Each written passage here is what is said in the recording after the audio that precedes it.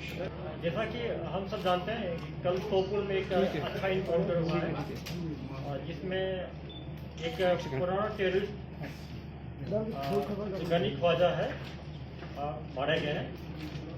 मैं पहले ऑपरेशन के बारे में बता दूं कि सोपुर पुलिस को पता चला था कि तुजर एरिया में गनी ख्वाजा और उसके 2 एसोसिएट छिपे हुए हैं। सोपुर पुलिस सीआरपी आर्मी को इन्फॉर्म कर दी और सबसे पहले सोपुर पुलिस गई मौके पर और जो ही कॉर्डन लगाने का प्रयास किया गया, अंदर से फायर आया।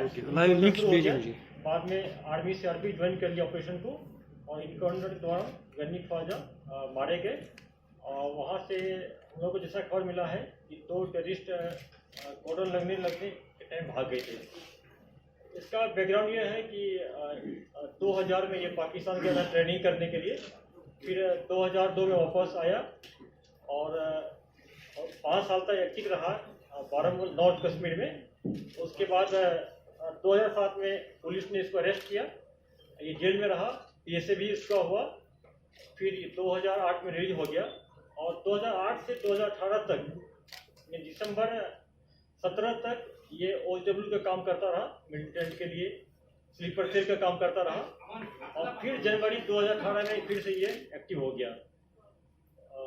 5 अगस्त 2019 के बाद यह HM छोड़ के अलबदर का चीफ बन गया। और जैसा हम सब जानते हैं कि 2020 से पाकिस्तान के इशारे पर अलबदर को फिर से एक्टिवेट किया गया और बहुत सारे टेररिस्ट रैंक में नए लड़कों को भर्ती किया। साउथ कश्मीर खुद जाके ये शोपियान पुलवामा डिस्ट्रिक्ट में अलबदर को एक्टिवेट किया।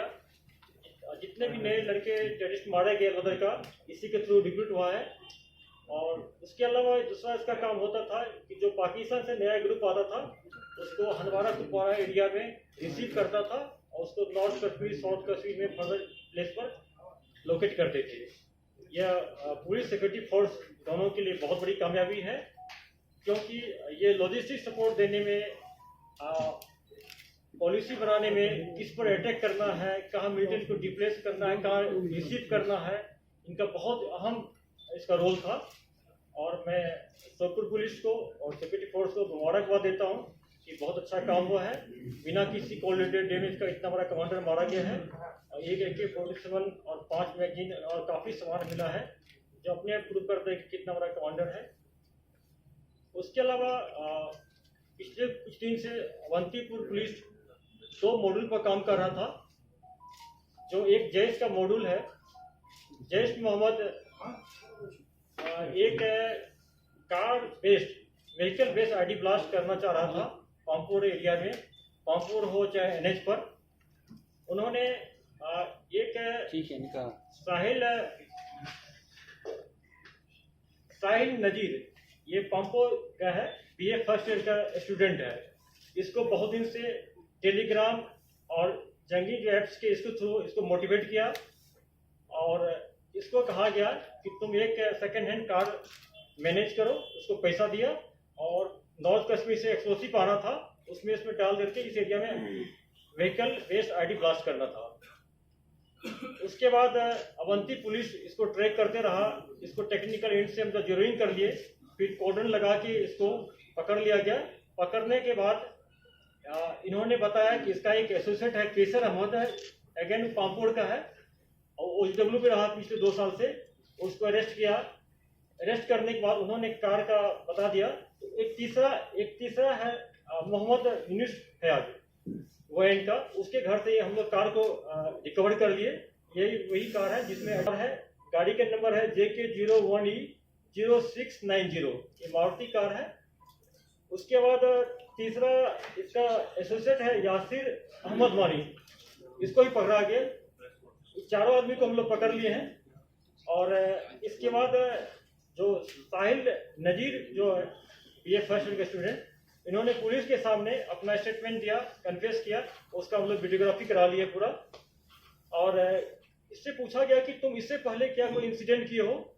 इन्होंने कन्फेस किया कि 25 जनवरी 2021 को इसी साल पामपुर में जो CRP रहते हैं स्टेशन ग्रिड स्टेशन में, वहाँ पर इन्होंने एक ग्रेनेड थ्रो किया था और इसको हम लोग 4 को अरेस्ट कर लिए और फॉर्मली, और तफ्तीश शुरू हो गया है। इसके अलावा इनसे पूछा गया है आईडी फिर कहाँ से था? उन्होंने एक ओजलू का नाम दिया, नॉर्थ कश्मीर से है, उसको लेकर आना था। अब चूंकि अरेस्ट हो गया है तो वो नहीं आएगा, लेकिन हम लोग उसके पीछे लगे हैं, फर्दर तफ्तीश करके उसको रिकवर कर लेंगे बहुत जल्दी।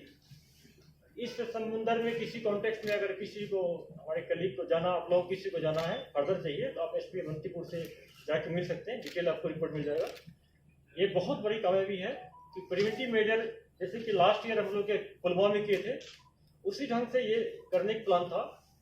उसमें तो सिर्फ कार ब्लास्ट करना था, इसमें एक नए लड़के को किस ढंग से मोटिवेट करके सोशल मीडिया के थ्रू, ऐप्स के थ्रू मोटिवेट कर लिया, रेडिकलाइज कर लिया उसको, और उसको तैयार कर लिया है। अगर आप लोग चाहते हैं, आप लोग खुद उस लड़का से मिल सकते हैं। दूसरा है कि अवंतीपुर पुलिस ने एक एलईडी का मॉड्यूल दूसरा बस्ट किया है। उसमें जैसा कि हम सब जानते हैं कि उमर खांडे जो पामपोड़ का है, जो हमारे दो साथी पुलिस वाले पर अटैक किया था यहीं पर भागत चौक के पास, उसमें एक उमर खांडे है, एलईडी का नया मिलिटेंट है, 2020 में अक्टूबर में ज्वाइन किया था। उसके इशारे पर एक इनका प्लान था कि जो अवंतीपुर में पामपुर एरिया जो है, वहाँ पर एमसी का जो म्युनिसिपल कमिश्नर का जो बिल्डिंग है, उसमें इनको फिराइन करना था, या आईडी लगाना था। वहाँ पर दो में से एक काम करना था। फिर उसके बाद हम लोग को मिला जो वहाँ पे एक मुर्शिद अहमद गुजरी है, ये नामवल पामपुर का है, इसका नाम आया था।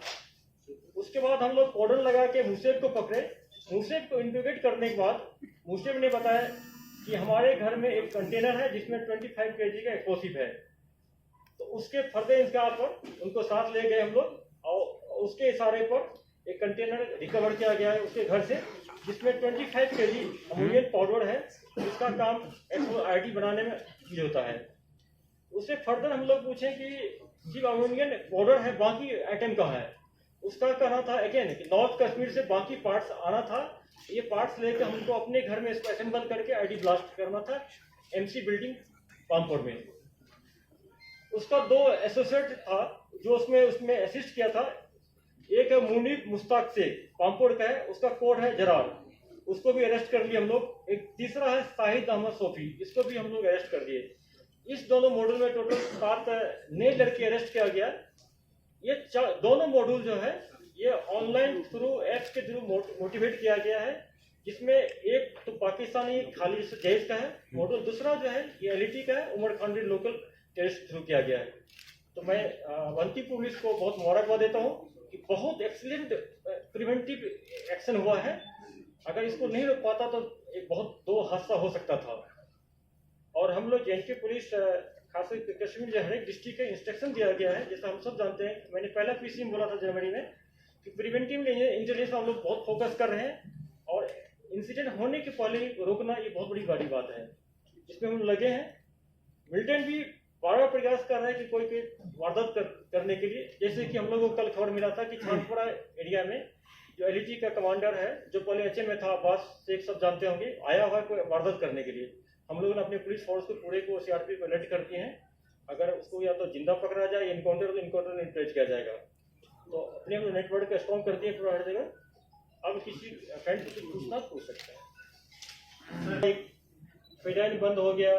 फिर उसके बाद हुआ कि जैसे लास्ट ईयर हम देखे 19 और 20 में देखे कि नाका पॉइंट पर अटैक करने का, नाका पॉइंट का छोटा टीम रहती है, नाका पर अटैक करता है।